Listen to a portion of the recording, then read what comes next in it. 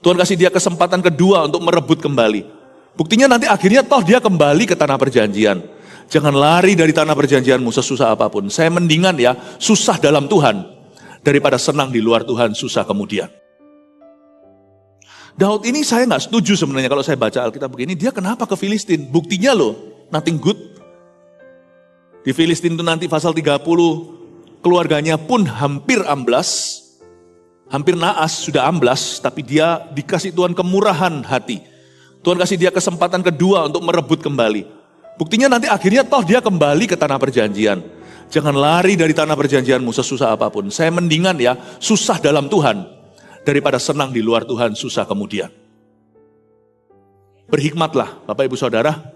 Saya mending sakit, tapi dalam sakit saya gak sembuh-sembuh. Saya tetap pada pengakuan iman saya daripada saya sehat di luar Tuhan, gak sadar kapan, waktu Tuhan panggil saya binasa jiwa. Buat apa seseorang memperoleh seluruh dunia, kehilangan nyawanya atau yang paling berharga. Saya ikut Tuhan bukan karena kesembuhan, saya ikut Tuhan bukan karena kekayaan, saya ikut Tuhan bukan karena semua berkat-berkatnya. Saya ikut Tuhan karena mau ikut siapa lagi kalau bukan Tuhan Yesus. Bahasa Ibraninya versi Hokian, Tuhan Yesus itu yang paling cengli. Tuhan Yesus itu yang paling masuk akal. Kalau saya nggak ikut Tuhan, mau ikut siapa? Saya ikut Tuhan karena Tuhannya, bukan karena berkatnya. Yang gitu masuk surga. Bukan karena saya sempurna, nggak pernah berdosa, bukan. Saya ikut Tuhan karena Tuhannya. Makanya Tuhan juga nggak bisa pisah sama saya. Apa-apa dalam mati hidup, Tuhan adalah milikku. Tapi orang kan transaksi sama Tuhan. Dia bentar-bentar akan meninggalkan Tuhan. Jangan seperti Daud, pergi ke daerah orang Filistin. Ngapain? Gak ada yang bagus kok. Gak ada yang kekal di sana. Tidak ada yang langgeng, gak ada yang permanen. Tapi Tuhan memakai kesempatan ini untuk mendatangkan kebaikan dalam hidup Daud. Dia belajar sesuatu yang berharga. Hari itu dia ditolak oleh orang-orang kepada siapa dia mengabdi. Kan dia lari dari Saul. Dan dia mengabdi kepada Akis. Menurut saya Akis ini sangat beruntung. Kalau ada seorang pahlawan gagah perkasa diurapi pula menjadi staf karyawannya, Akis ini gak layak terima berkat demikian. Akis ini orang yang gak takut akan Tuhan. Di perjanjian lama mereka disebut kaum tak bersunat. Mereka lah Gentiles atau orang-orang yang bukan umat pilihan Allah. Dia mimpi apa dapat Daud? Menurut saya sih semua panglimanya sudah berjejer. Itu kayak North Korea, Korea Utara atau Rusia lagi adakan pameran senjata gitu loh, yang brok jalan begitu lalu hormat. Lalu habis itu dari atas diktatornya atau presidennya misalnya atau langsung hormat juga Kim Jong Un atau Putin. Wah ya kan, Indonesia nggak kalah, kita juga punya lagu Aku Seorang Kapiten. Yang muda-muda nggak ngerti lagu ini, jadi yang ngerti lagu ini ketahuilah Anda sudah berusia. Betul kan? Tahu kan? Aku seorang kapiten mempunyai pedang panjang bila berjalan. Brok. Itu tinggal di apartemen bawa komplain itu. Saya mau Anda pahami. Mereka itu berbaris per 100 per 1000. Masing-masing ada jenderalnya, minimal kolonelnya. Itu semua orang suruh pulang deh. Pulang aja. Daud seorang bisa kalahkan musuh. Tapi anehnya, Daud di undervalue bahasa Inggrisnya, di underestimasi. Diremehkan. Pernahkah Anda diremehkan? Jangan tersinggung, jangan marah. Untuk kita dimuliakan bersama dengan Kristus, kita kadang-kadang harus diremehkan oleh manusia dulu. Gak ada jalan gampang. Kalau semua orang mengeluh-elukanmu, jangan-jangan nabi palsu. It's okay loh. Saya pun alami. Selalu anak muda. Tapi sekarang kita kalau sudah semakin tua, kita rindu saat-saat di mana kita dimudah-mudahkan. Gak apa-apalah. Anak muda kalau diremehkan, jangan marah. Tunjukkan lewat karaktermu, kekudusanmu, tutur katamu, hikmatmu. Kalau orang tua, kalau orang tua ditua-tuakan, gak apa-apa, tunjukkan juga lewat bijaksanamu. Putih rambut ubananmu itu membuat Yesus menggendongmu. Yang saya maksudkan adalah don't try to be somebody else. Jangan mencoba untuk menjadi seseorang yang lain. Jadilah sesuai dengan kehendak Allah bagimu hari ini. Bahkan jangan jadi diri sendiri. Dunia ini salah sekali. Berkata be yourself, be yourself. Kalau saya menjadi myself hari ini, saya nggak jadi pendeta. Saya berkelahi di jalanan. Saya ini dulu tukang tarung. Kalau saya jadi ikan, saya bukan koi. Kalau saya jadi ikan, saya jadi cupang.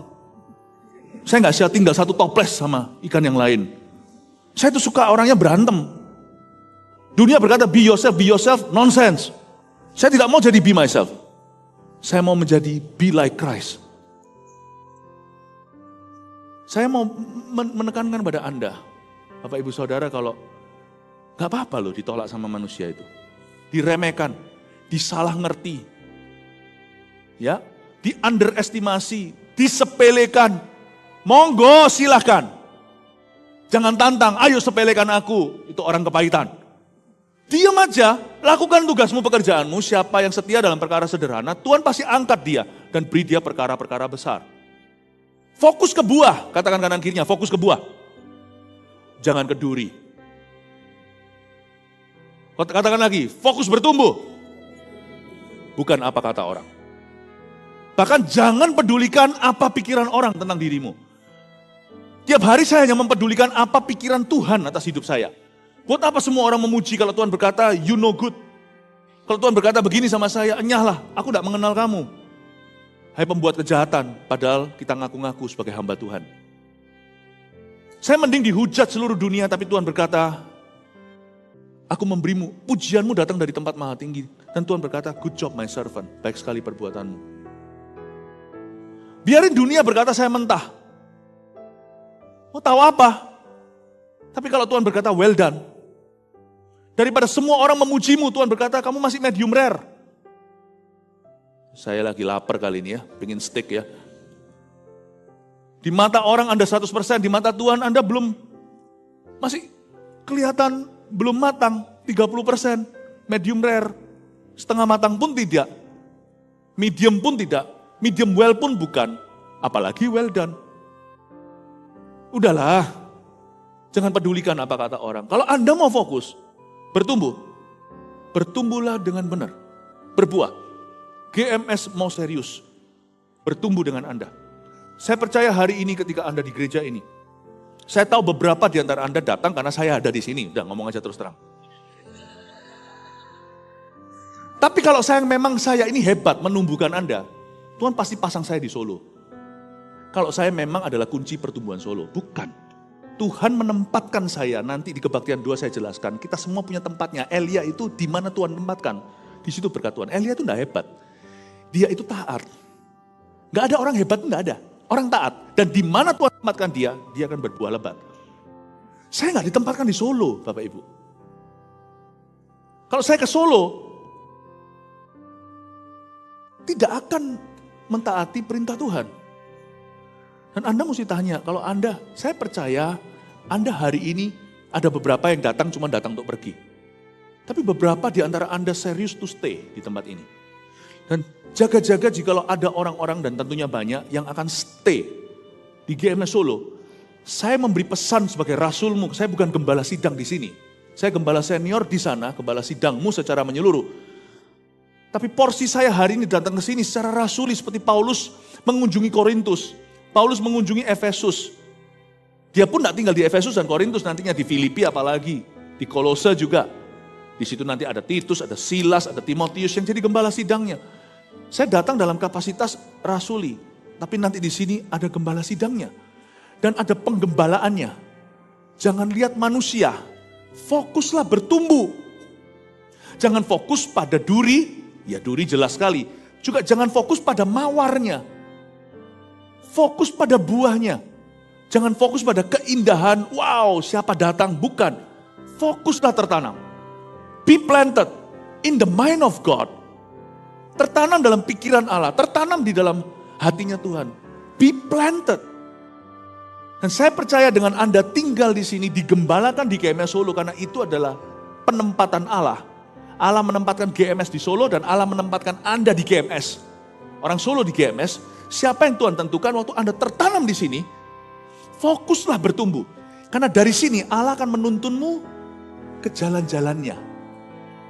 Saya percaya dengan Anda tertanam sekarang di sini, itu akan membawamu somewhere dalam rencananya. Itu akan membawamu pada suatu rencana yang belum pernah Allah wahyukan kepadamu sebelum Anda tertanam dengan benar. Waktu Anda tertanam, God will lead you somewhere in His plan.